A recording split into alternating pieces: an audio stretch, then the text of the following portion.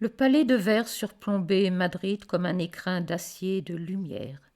Derrière ses façades miroitantes, l'État espagnol tenait ses conseils, votait ses lois et surtout cultivait l'art ancien de la cour, fait de manœuvres invisibles et de sourires armés.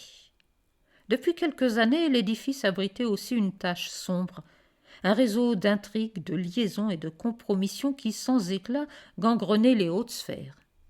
Don Saluste de Guzman, ancien ministre des Affaires étrangères, y avait perdu son poste dans un parfum de scandale discret. Un dossier mal géré, un contrat raté, mais surtout une vengeance privée fomentée contre lui par la reine. Cette jeune souveraine, héritière d'un trône plus symbolique que réel, avait, dit-on, osé le rabrouer publiquement. Salluste, que l'âge n'avait pas adouci, conçut dès lors un plan. Non seulement salir cette reine aux yeux du pays, mais briser le peu de pouvoir qu'elle conservait.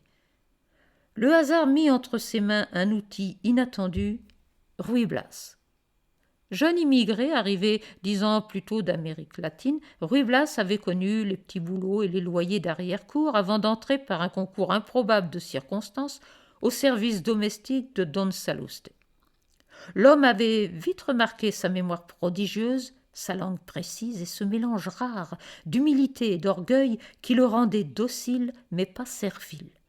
Il lui confia des tâches de plus en plus délicates, rédiger ses correspondances, organiser ses archives, puis parfois glisser quelques notes vers les bons destinataires.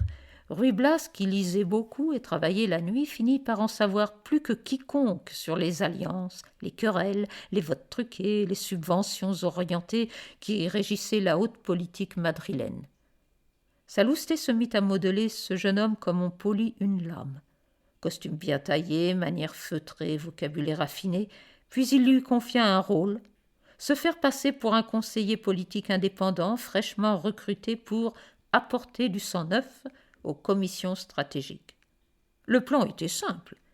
Introduire Ruy Blas auprès de la reine, l'éblouir par son intelligence et sa droiture, la pousser à s'attacher à lui, puis révéler au grand jour qu'elle s'était compromise avec un imposteur.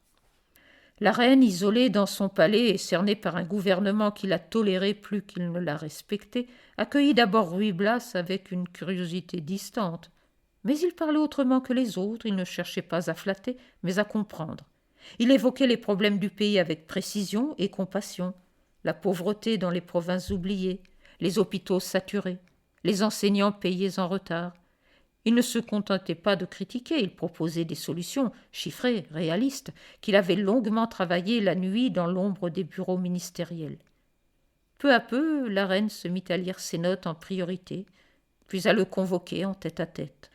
Ruy Blas n'avait pas prévu ce qui allait suivre, il tomba amoureux.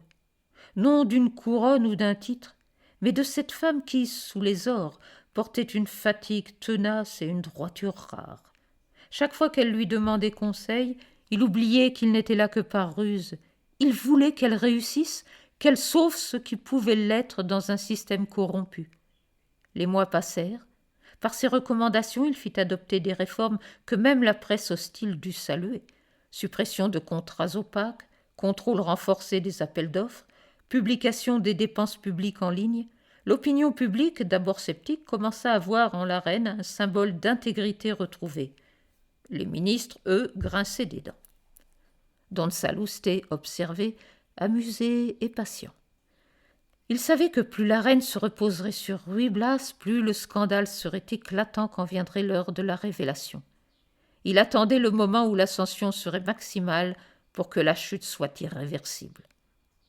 Ce moment arriva un soir de gala diplomatique. Le palais brillait de tous ses lustres et les caméras retransmettaient l'événement en direct. La reine devait annoncer un ambitieux plan d'investissement pour les régions sinistrées, conçu par Ruy Blas. Saluste avait tout préparé. Quelques documents falsifiés, des photos retouchées et surtout un dossier électronique prêt à fuiter sur un réseau social influent prouvant, du moins en apparence, que Ruy Blas était un ancien domestique infiltré sur ordre de Saluste pour manipuler la souveraine. À l'heure dite, alors que la reine montait sur scène, Ruy Blas, relégué dans un salon voisin, reçut un message anonyme, un lien vers le dossier, déjà partagé par plusieurs journalistes. En quelques minutes, l'histoire éclatait sur les écrans. L'amant de la reine, le mot était partout, n'était qu'un imposteur formé par un ministre disgracié.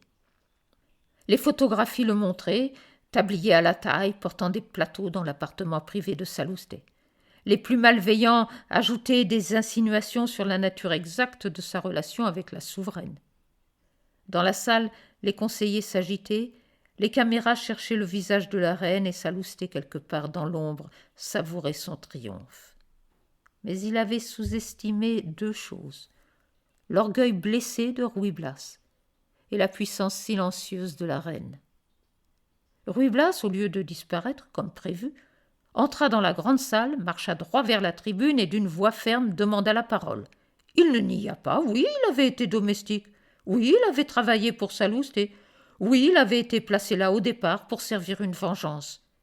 Mais il ajouta qu'aucun de ses conseils n'avait été motivé par autre chose que le bien public, que chaque réforme proposée pouvait être vérifiée dans les archives, que les documents falsifiés qui circulaient aujourd'hui pouvaient eux aussi être examinés. Puis il dénonça avec un calme glacial la corruption qu'il avait observée, les appels d'offres truqués, les subventions détournées, les contrats attribués à des sociétés écrans dont les actionnaires se trouvaient dans cette salle même. Il cita des noms, des dates, des montants. Les journalistes ravis d'un tel festin retransmirent tout en direct. L'onde de choc fut immédiate. En moins de 24 heures, plusieurs ministres furent contraints de démissionner et une enquête judiciaire s'ouvrit. Quant à Salluste, il se retrouva au centre du cyclone. Ses propres courriels, que Ruy Blas avait soigneusement sauvegardés, furent remis aux enquêteurs. Les preuves de ses manœuvres, de ses menaces et de ses malversations étaient accablantes. La reine, dans un communiqué sobre, déclara qu'elle ne commentait pas sa vie privée, mais qu'elle exprimait sa gratitude à quiconque avait contribué à la transparence et à l'intégrité de l'État. Ruy Blas, lui, disparut de la scène publique. Certains dirent qu'il était reparti en Amérique du Sud, d'autres qu'il vivait quelque part en Europe, travaillant pour une organisation humanitaire. Quelques mois plus tard, un journaliste le croisa par hasard dans un port méditerranéen. Il portait un sac à dos, un livre sous le bras et souriait comme un homme enfin libre. Salluste et lui ne revint jamais dans les cercles du pouvoir. Son nom, autrefois craint, ne suscitait plus qu'un haussement d'épaules. Et la reine ? Elle poursuivit ses réformes avec une détermination accrue. Certains pensaient qu'elle agissait encore dans la mémoire de cet homme venu de l'ombre, qui lui avait rappelé qu'on pouvait servir son pays sans chercher à s'en servir.